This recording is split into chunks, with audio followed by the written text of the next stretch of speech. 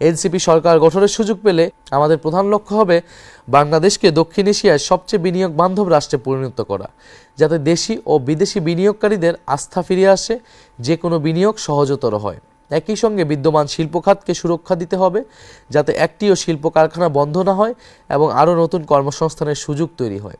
প্রতি বছর লক্ষ লক্ষ মানুষ কর্মসংস্থানের আশায় বিদেশে পাড়ি জমায়, কিন্তু বিদেশে যেতে মানুষকে জমি জমা বা বাড়িঘর বিক্রি করে বিপুল অর্থের যোগান দিতে হয়। বাংলাদেশ থেকে অভিবাসনের খরচ ভারত, নেপাল বা শ্রীলঙ্কার তুলনায় ৫-৬ গুণ বেশি। এর পিছনে রয়েছে রাজনৈতিক দল ও আমলাদের সমর্থিত ভুল নীতি ও খুবই সক্রিয় একটি মাফিয়া চক্র। এরা কৃত্রিমভাবে ভিসা সংকট, অভিবাসনের পথে নানা জটিলতা এবং উড়োজাহাজ ভাড়াসহ পুরো প্রক্রিয়াকে নিয়ন্ত্রণ করে ইচ্ছামতো অর্থ আদায় করছে। এই দুষ্ট সিন্ডিকেট ভেঙে প্রবাসে যাওয়া সহজ, স্বচ্ছ ও সাশ্রয়ী করা হবে।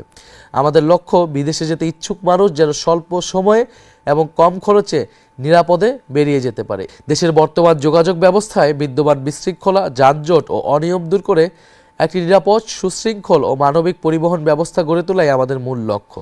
আমরা সরকার পরিচালনার দায়িত্ব পেলে কোনো মন্ত্রী বা উচ্চপদস্থ কর্মকর্তার চলাচলের জন্য রাস্তা বন্ধ রাখা হবে না।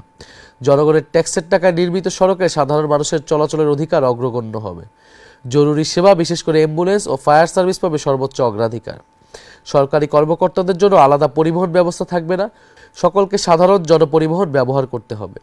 মন্ত্রীদের কমপক্ষে সপ্তাহে 1 দিন এবং সচিবদের কমপক্ষে সপ্তাহে 2 দিন জনপরিবহনে চলাচল করতে হবে।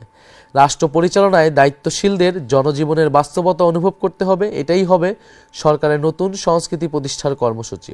সরকারের লিগ্যাল এইড আইন অনুযায়ী গরিব ও মজলুম মানুষের বিনামূল্যে আইনি সহায়তা পাওয়ার কথা থাকলেও এর কোনো সুবিধা নিচে পড়ে থাকা মানুষ পায় না।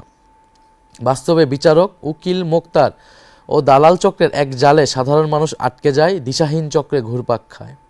বেশিরভাগ ক্ষেত্রে বিচার চাওয়া বিচার প্রার্থীদের জন্য শাস্তি ও ভোগান্তি হিসেবে হাজির হয়। বছরের পর বছর আদালতের বারান্দায় ঘুরতে ঘুরতে অর্থবিত্ত, সময়, শারীরিক সামর্থ্য এবং জীবনের স্বপ্নও হারিয়ে যায়। ধীরে চলা বিচার অন্যায় ও অবিচারকে বলশালী করে তোলে। আজ বিচার ব্যবস্থা রাজনৈতিক প্রভাব, অর্থশক্তির সুবিধাবাদী চক্রের মাধ্যমে কলুষিত। জেলা আদালত থেকে সর্বোচ্চ সুপ্রিম কোর্ট পর্যন্ত একই অন্ধকারের ছায়া আমরা দেখেছি। ফ্যাসিবাদী শাসনামলে এটা আরও বিস্তৃত ও অধপতিত হয়েছে। ক্ষমতাসীনদের মামলা দ্রুত নিষ্পত্তি হয়, তাদের ইচ্ছামতো রায়ও জোটে। বিরোধী দলে যারা থাকেন তাদের মামলা বছরের পর বছর ঝুলতে থাকে। ভয়ঙ্কর এই অশুভ চর্চার কারণে বাংলাদেশের বিচার ব্যবস্থা আজ ভেঙে পড়েছে। এরা তাদের সকল গৌরব, মর্যাদা ও বিশ্বাসযোগ্যতা হারিয়ে ফেলেছে। নিম্ন আদালত থেকে সুপ্রিম কোর্ট পর্যন্ত সকল স্তরে ন্যায়পরায়ণ, দক্ষ ও শিক্ষিত বিচারক নিয়োগ করে পুরো বিচার ব্যবস্থাকে ঢেলে সাজাতে হবে। বিচারকের সংখ্যা বহুগুণে বাড়াতে হবে। পুরোপুরি ডিজিটাল ব্যবস্থাপনার আওতায় আনতে হবে। ঘুষ, দুর্নীতি নির্ভর রায় বেচা কেনার চলমান আয়োজন ভেঙে ফেলবো আমরা। রাষ্ট্রে ও সমাজে ন্যায় বিচার প্রতিষ্ঠিত হলেই এদেশ এগিয়ে যাবে। এটাই এনসিপির অঙ্গীকার। নাগরিকের ব্যক্তিগত পছন্দই অগ্রগণ্য হবে।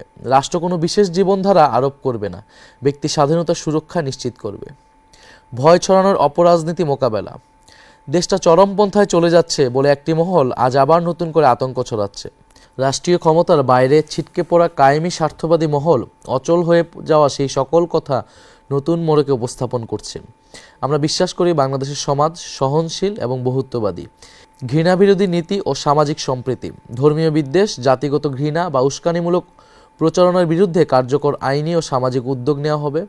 শিক্ষা, সাংস্কৃতিক কর্মকাণ্ড, গণমাধ্যমে পারস্পরিক শ্রদ্ধা, সম্মান ও সহনশীলতার মূল্যবোধ প্রচার করা হবে। নারীর অধিকার শতভাগ নিশ্চিত করাই হবে অন্যতম প্রধান অঙ্গীকার।